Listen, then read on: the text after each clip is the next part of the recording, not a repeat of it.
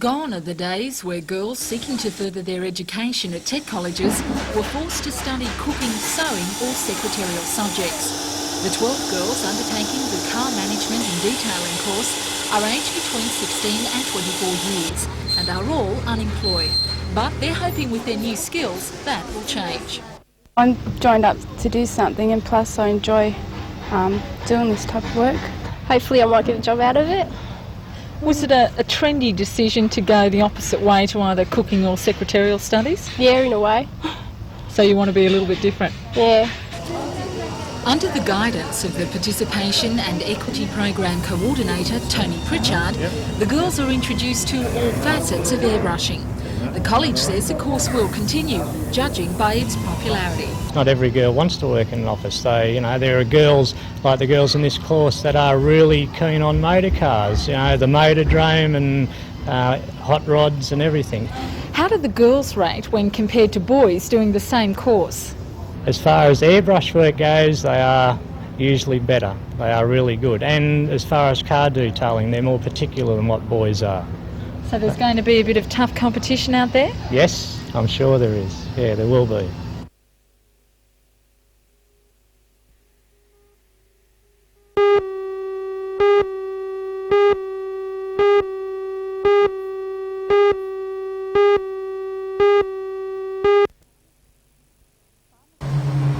Pharmacists entered the fight against AIDS in December last year, when the Pharmacy Guild was given the green light to sell clean syringes over the counter to drug addicts. In Newcastle, a syringe can be bought for 28 cents. The use of shared syringes has long been identified as a primary source of the AIDS infection among drug users. This scheme does not help the fight against drugs, so many pharmacists are also participating in approved methadone programs, where methadone is administered orally as a substitute for heroin. The two initiatives place a heavy responsibility upon pharmacists, but Guild President Peter Webbeck believes his colleagues are equal to the task. In terms of their perceptions and meeting the public with a whole host of education programs which pharmacists are involved in, as you appreciate, this is one of our normal roles, and in areas where they need special counselling, naturally the state government's counsellors for the heroin methadone program carries on from where we start. Well, given that heroin takers are breaking the law, does this put the pharmacist in a difficult position? Not if the addict is going down the path of following the government program of using clean syringes so they don't spread the AIDS, and secondly make themselves available for counselling in the various government clinics which often lead to the start of a methadone program. It's fine.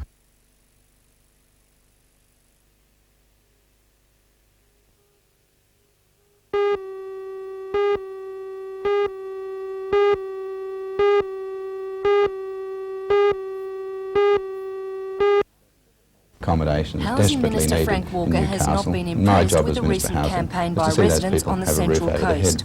The issue at stake was public housing on Landcom estates like this one at Gateshead. At Glen Eagles estate at Erina on the Central Coast, there was a public outcry because the Department of Housing was considering buying 9 houses for public housing.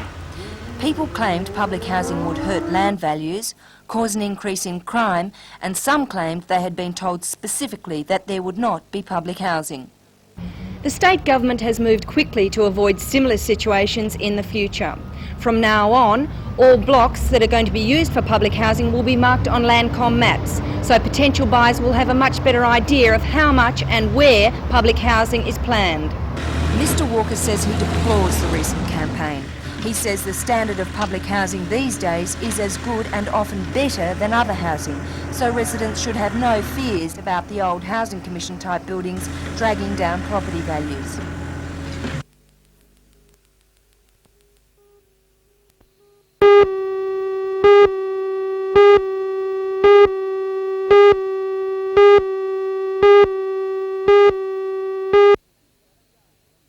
Let them go. The race will be vital preparation for the drivers and their 500 horsepower V8 machines for the Easter weekend's $12,000 Winfield Nationals at the Motordrome.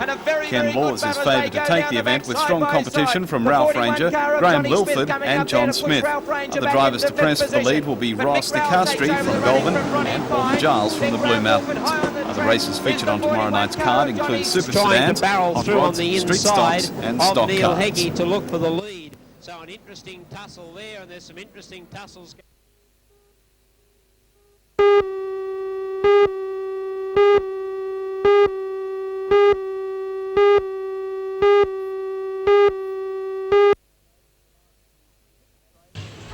With the fitness craze of the last few years, aerobics has come into its own, with thousands upon thousands involved every Most week. of us at one time Sport, if you like, that doesn't build in all an age aerobics groups, class. as it has a worthwhile purpose, is enjoyable, and has a sense of achievement at the same time. And the very best exponents of the pastime will be on show, including John Kelly, national champion, who will give exhibitions as well as commentary on the contest, to be held in men's, women's and novice, as well as pairs divisions. The heats commence at 2 p.m. on Sunday, with the final scheduled for 7 o'clock. The proceeds to the Institute for the Deaf and Blind.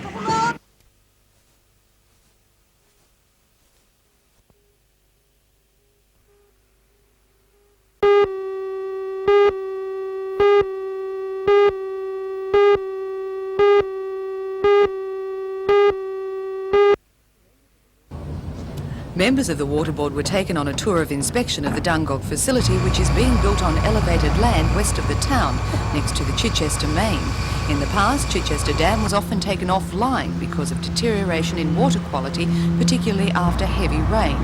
Water Board President Alan McLaughlin says some areas suffered poor quality water when this happened.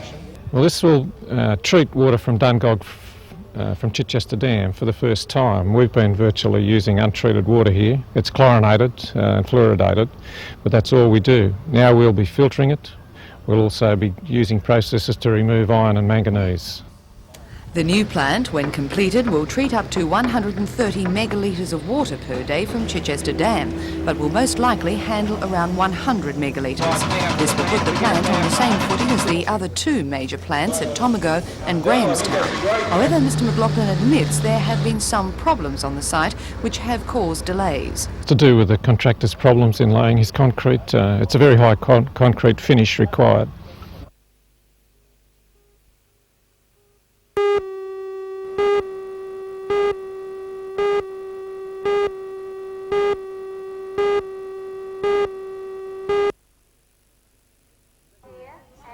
It's the second year the State League Region 2 and the Newcastle Association have celebrated the start of competition.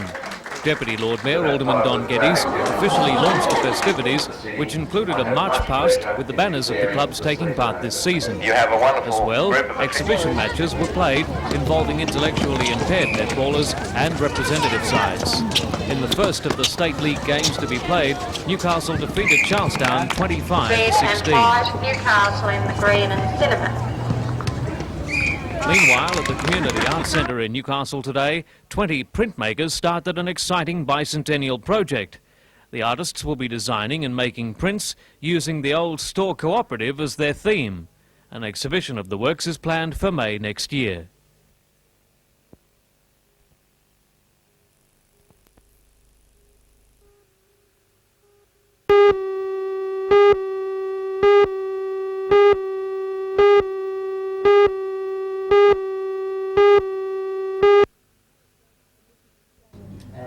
The Mrs Australia Award raises funds for various charities around Australia. In New South Wales, all money goes to the New South Wales Society for Crippled Children. Susan Mingay, a mother of 5 from Ellamore Vale, took out both the Mrs New South Wales and Mrs Australia titles last year. She says the whole experience has been wonderful. Oh, it's just been incredible. I never dreamt that I would ever end up here. I just was wanting to raise a little bit of money for those children that are not quite as fortunate as mine. And having got involved and seeing the children and meeting all the wonderful people that are involved in the Mrs Australia Awards, it has just opened new doors for me. It's been a wonderful experience. The 1987 award was launched at the Madison Motor Inn today with a luncheon and a fashion parade. Mrs Mingay says the award applauds the achievements of women.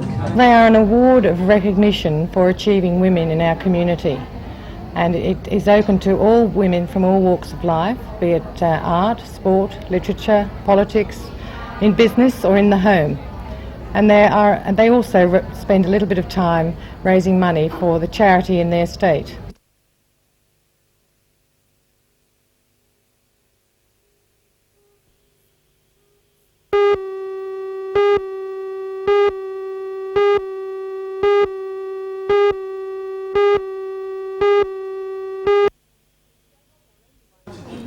Don't Tell Anyone is one of Freewheel's most successful productions. It's been performed in schools around the region for almost a year and looks set to continue. Don't Tell Anyone tackles the issues of physical and sexual abuse within the family and the guilt felt by the victims of those crimes. For Professor Matany, the performance was an eye-opener. Thailand shares the problem of abuse within the family, but their main social concern is child prostitution and drug abuse. She was impressed by the approach of Freewheels. No, the way they put it across is very, very good, very subtle, you know, because they put all the scenes in the form of the puppet, and I don't know whether the children get all that. Maybe they could, but the parents definitely can get all that. I think it's very clever the way they did it. She believes the presentation of such issues in Thailand would require more subtlety than Australian audiences accept. I don't know whether the officials will approve of this sort of thing, but it will probably be very delicate, and the audience have to be warned about this, and they have to be educated a bit, you know, prepared to come to this kind of theatre. Professor Matany will now attend the 9th World Congress of the International Association of Theatre for Children in Adelaide. Her tour has been financed by the Australian government to celebrate the 60th birthday of the King of Thailand, and she hopes now to establish an exchange of talent and ideas between the two countries.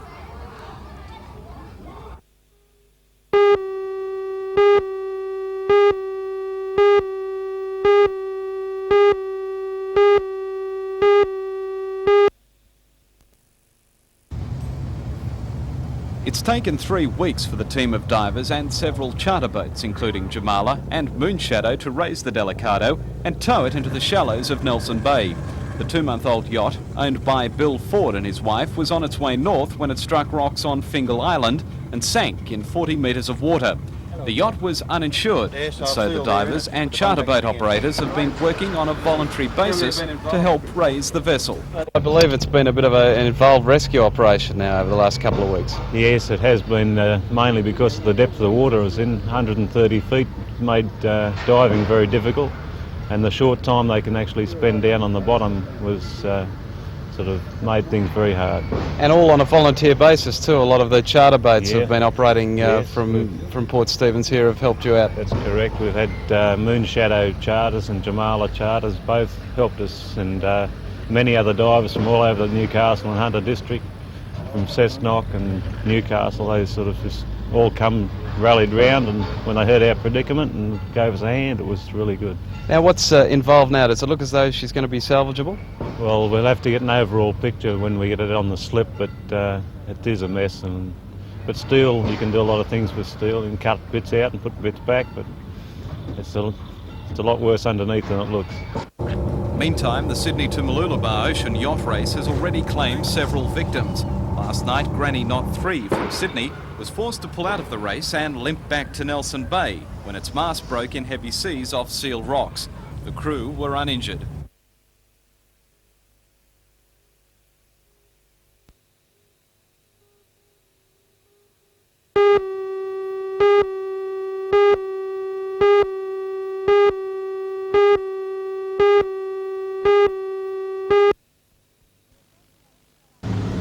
The association claims that in the past few years federal government funding for roads has been cut back by 20% and that current funding levels as specified by the Roads 2000 plan are barely adequate.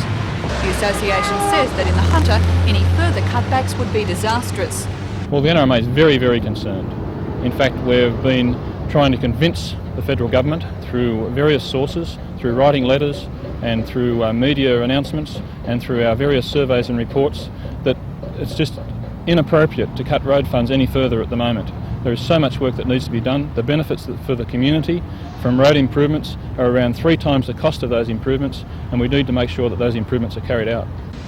The association believes that while the federal government rationalises its spending, funding levels for roads should be left alone, and they've approached local councils and lobby groups to try and persuade the government. Well, I think local councils and also the members of the public should be writing to their local members and voicing their concern about the problems with the road system at the moment and the need for improvements, particularly in the road safety area, where we see so many people killed and injured on our roads by virtue of the fact that we don't have sufficient funds to improve them.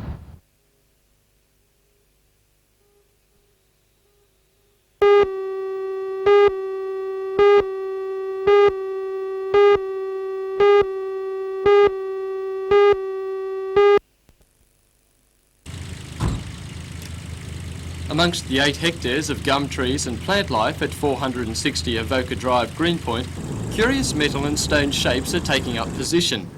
The first of several truckloads of outdoor artworks were carefully unloaded into an environment that will grow more and more distinctive over the next few months.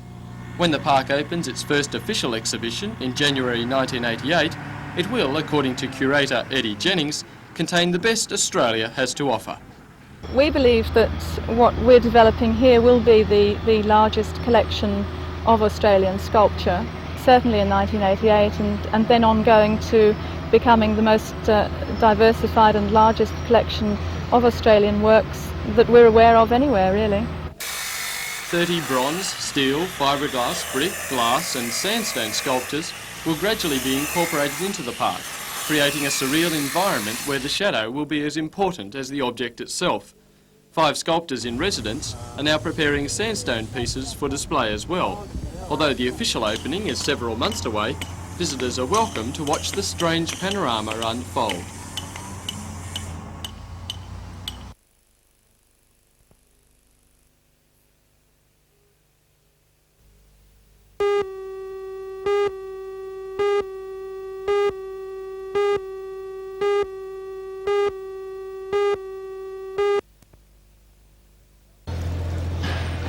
When the council gave the go-ahead for wholesalers to sell cut flowers, there was an immediate interest from the retailers. Now the markets sell upwards of 500 bunches a week, and that's a boost for the growers in the Hunter Valley and the Central Coast. We've had tremendous response from flowers. What we're doing, and it should have been done years and years ago by the way, but we've introduced them now into fruit and veg shops, and the reason being that in Newcastle there is very few, and I can't think of any actually, after 5:30 where you can buy flowers. Peter, what sort of response from the growers? Have they been happy with the initiative? Oh, tremendous. We had growers approached us, and the reason they approached us was that flowers, traditionally the growers have to take them around to the 43 florists in Newcastle. There is no central spot for flowers to be distributed. Now we have one in Newcastle, and what will happen as growers get to realise what consumers want, the growers will change their growing patterns and produce those sort of flowers. Have you had any problems, say, from the Florist Association? Have they been opposed to the idea at all? Well, no, we haven't had any feedback from the Florist Association. What we would like to do is work in with the Florist Association, and by the way, we have florists now buying flowers here at the market. So it is good for the industry. You know, if there are flowers, more flowers are sold, it's good for the industry all the way through. But the sale of cut flowers is just one part of a campaign by the Chamber to promote the markets and its produce. Over the last 3 months, a substantial capital investment has been made in new equipment and facilities, like this packaging machine. Harris Farm Produce, the largest specialist in fruit and vegetables in the state, supplying the 33 Shoey stores in New South Wales, has just invested $1 million in this warehouse at the Sandgate site. As well, most of the restaurants and hotels in the region are now supplied with their produce through the markets. It's all part of a campaign to promote the markets and part of a 5-year plan to transform the Sandgate site into a paddy's market. So you see it as a good thing for both the growers and the retailers? Oh my word, see if we can get it up in front that people have got it's good for them to eat fruit and veg. It's not as though we're selling something bad, we're selling something that's good for people. If we can get each person that buys in a fruit and veg shop to spend $1 extra, it just goes down, it's got a multiplying effect, and it goes right through the industry. Now, do you have faith that the capital investment you've made will pay off? My word, I have faith. We've got Harris Farms that have spent $1 million just recently, the last 3 months, in opening up a warehouse here in the vicinity. We've spent $250,000 in putting awnings completely around the warehouse here. We've introduced pre-packing machines from America, and these items are now coming from this week, will be coming onto the market. And we've done our homework. In the next 5 years, we see huge growth in the fruit and veg industry, and there is a trend, and we're lucky we have people like Kevin Robson, who has travelled recently to America, and there is a trend back to fresh fruit and vegetable. Well, we're starting to feel that trend here in Newcastle, and we're just going to go ahead and promote it.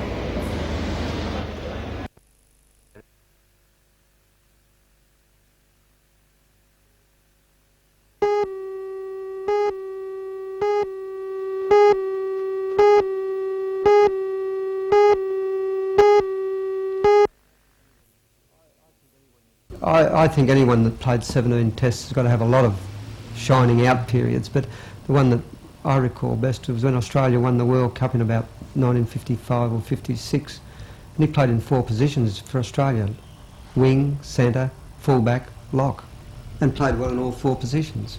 And he had no trouble with that? He played all equally well? He was regarded by the pundits as one of the best players each of the games and in each of those positions.